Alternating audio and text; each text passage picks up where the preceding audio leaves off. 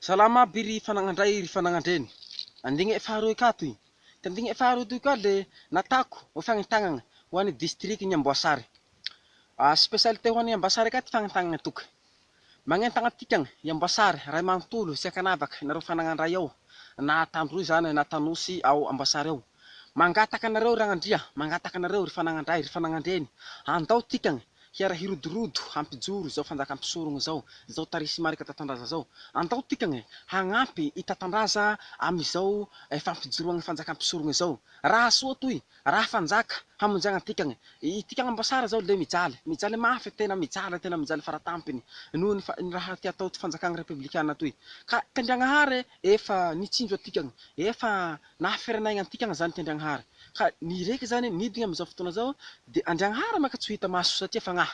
De itatandraza zany ty nirahy, zany hoe pitoky be itatandraza nirahy nampitondrasa ty laminasa jiabiky.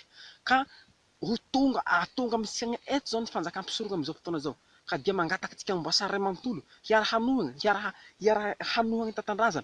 Itikagna tsy maneky ho reberebe ndaty, itika tsy maneky ho reberebe olo avazeo ndaty ty saitikagna. Raha ohatsy ireo magnome beko zareo Antananarivo agny, oh nareo Amboasary mila magnenjika itatandraza mino. Tikagna aza miheno an'izany. Indrindra tsy ndiako mafy eto fa atikagna vahoaka. Satria tikagna vahoaka maka tena mijaly mafy.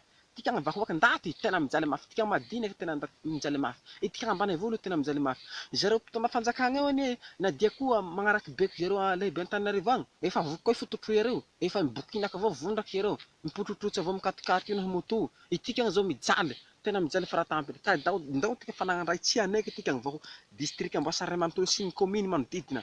Mangataka tikagna jiabiky zany hanohagna itatandraza amizao fampijoroana fanjakam-pisorona zao. Hanohagna azy tsika sady hifidy azy koa. Na misy fifidianana republikana eo de aza maneky an'izany fa fanjakam-pisorona ihany tikagna tsy mifidy hafa fanjakam-pisorona ihany tikagna.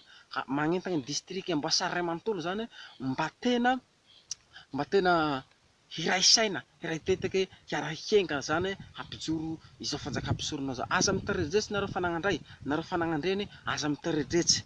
Tanagny district Amboasary Ray Manontolo magnentagna Antananarivo ry fanangandray ry fanangandreny, andaotsika hiara hiady hampijoro zao fanjakam-pisorona zao. Zay ny fagnentagnana ho anareo district ny Amboasary sy ny manodidina Ray Manontolo fa de mankasitraka ny heno zay fagnentagna zay hafatra zay hatramin'ny farany. Misaotra tompoko.